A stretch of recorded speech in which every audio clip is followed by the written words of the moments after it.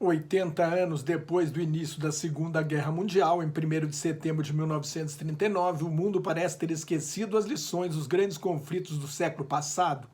A democracia liberal está em crise, há uma ascensão da extrema-direita como não se via desde os anos 1930. O sistema multilateral e a ordem mundial do pós-guerra estão sob ameaça. Os acordos de controle de armas e de desarmamento estão sendo abandonados no momento da transição hegemônica dos Estados Unidos para a China. Mais uma vez, o mundo corre o risco de cair na armadilha de Tucídides. A expressão foi criada pelo professor de Relações Internacionais Graham Allison, da Universidade de Harvard, nos Estados Unidos. Na história da Guerra do Peloponeso, um conflito que aconteceu há quase 2.500 anos na Grécia Antiga, Tucídides diz que foi a ascensão de Atenas que instilou o medo em Esparta, o que tornou a guerra inevitável. Quando uma grande potência em ascensão ameaça a supremacia da potência dominante, na chamada transição hegemônica, o resultado, na maior parte das vezes, é a guerra. Nos últimos 500 anos, houve 16 casos e 12 guerras. Não houve guerra na transição de Portugal para a Espanha no fim do século XV, do Império Britânico para os Estados Unidos no início do século XX, na Guerra Fria entre os Estados Unidos e a União Soviética na segunda metade do século XX e na ascensão da Alemanha reunificada para se tornar a maior potência europeia nos anos 1990.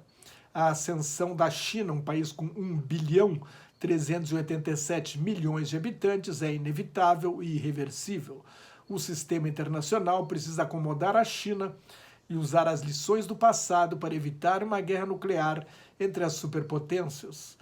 Como os Estados Unidos têm 330 milhões de habitantes, a China vai se tornar a maior economia do mundo e isto vai se traduzir em maior poderio militar, advertiu o ex-candidato republicano à Casa Branca e atual senador Mitt Romney. A melhor maneira, disse ele, de contrabalançar o crescente poderio chinês é fortalecer a aliança com grandes nações democráticas da Europa, o Japão, a Índia, o Canadá e a Austrália.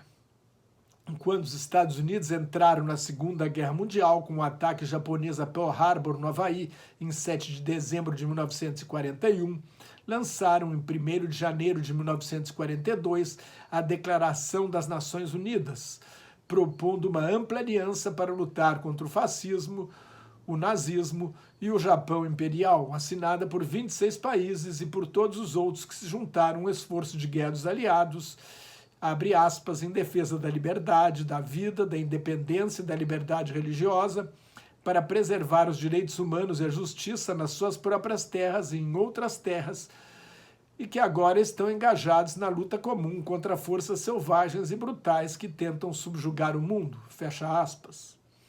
Os Estados Unidos voltavam à cena política internacional depois do recuo no fim da Primeira Guerra Mundial, em aliança com outros países.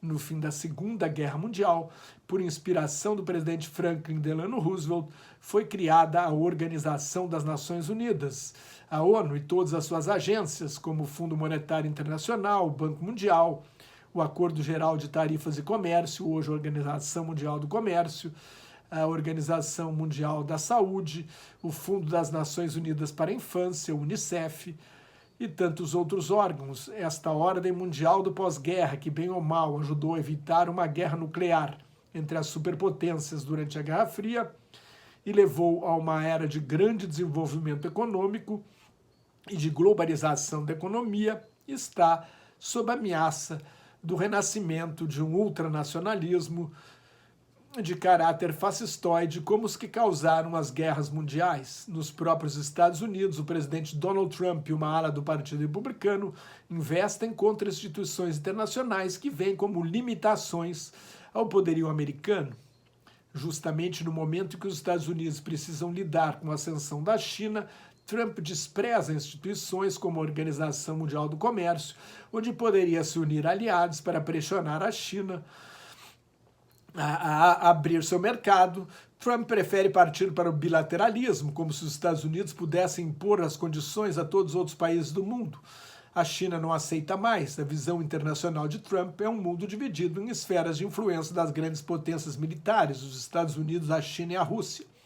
É uma visão de mundo do fim do século XIX, do que o historiador britânico Eric Hobsbawm chamou de a Era dos Impérios, que acaba com a Primeira Guerra Mundial. Os impérios alemão, austro-húngaro, russo e otomano ou turco desapareceram no fim da Primeira Guerra Mundial. A Conferência de Paz de Versalhes criou a Liga das Nações, a primeira organização de caráter universal dedicada à paz mundial.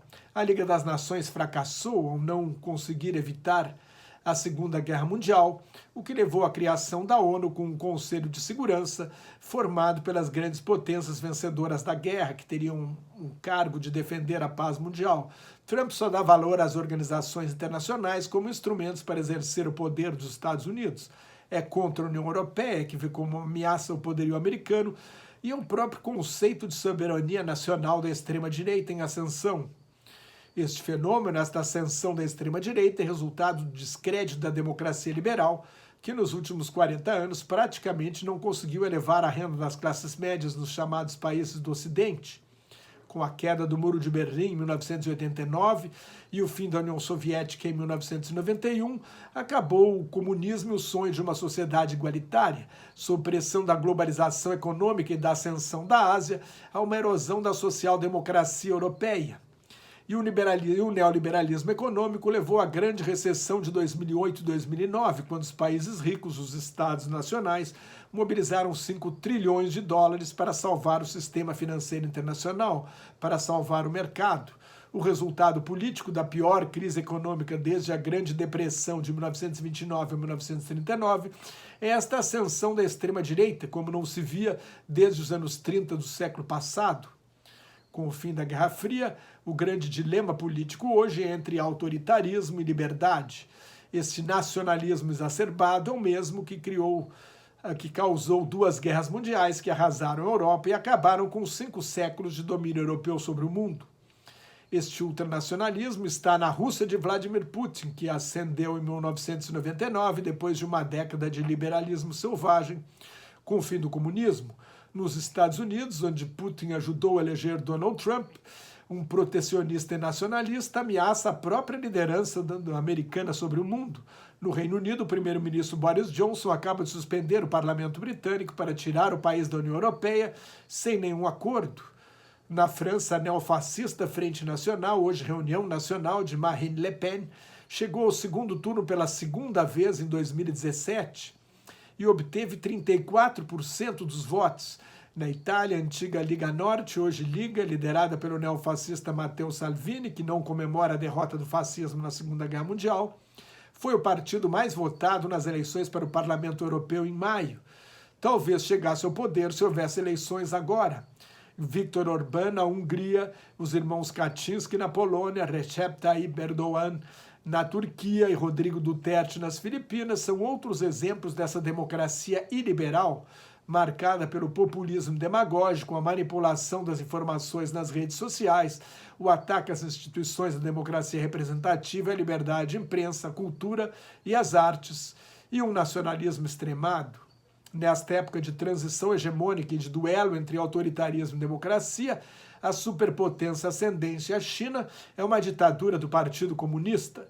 Tenta vender seu modelo de capitalismo controlado pelo Estado sem liberdade política para ditadores da África, a Rússia e a Venezuela.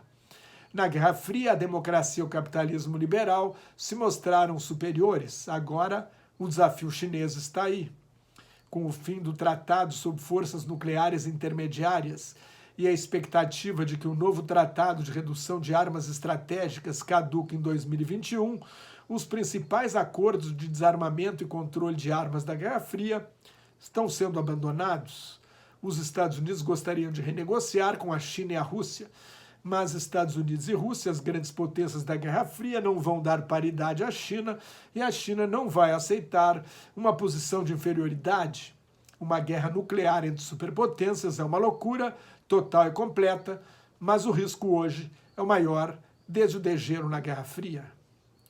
Mais notas e comentários sobre política internacional no meu blog Globalização em Crise, que está em nelsonfrancojobim.blogspot.com, no meu Twitter e no Facebook. Muito obrigado.